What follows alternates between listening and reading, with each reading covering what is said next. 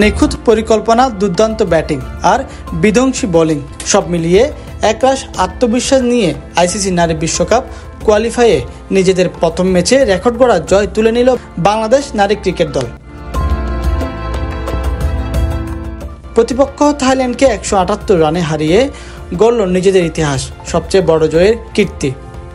আগে সর্বোচ্চ ছিল আয়ারল্যান্ডের বিপক্ষে 154 রানের জয়। এবার সেই রেকর্ড ভেঙে নতুন মাইলফলক ছুঁইল টাইগার্সরা।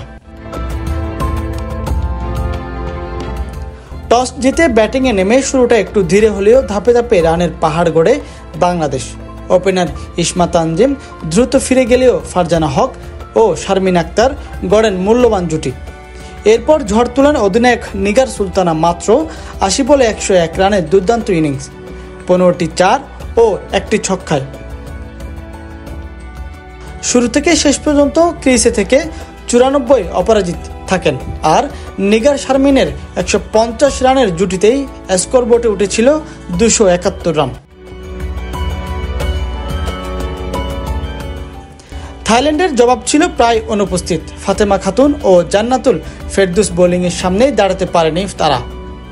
ফাহিমা 8.5 ওভারে 5 উইকেট, জান্নাতুল 5 ওভারে মাত্র 7 রান দিয়ে তুলে নেন সমান সংখ্যক উইকেট।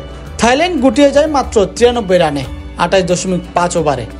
বড় এই জয়ের পর কোয়ালিফাইয়ে এক ধাপ এগিয়ে গেল টাইগার্সরা, আর প্রতিপক্ষের জন্য রেখে দিল এক সুস্পষ্ট বার্তা, এই দল শুধু অংশ নিতে আসেনি। রানের ব্যবধানে বাংলাদেশ নারীদের ইতিহাসের সবচেয়ে বড় জয়।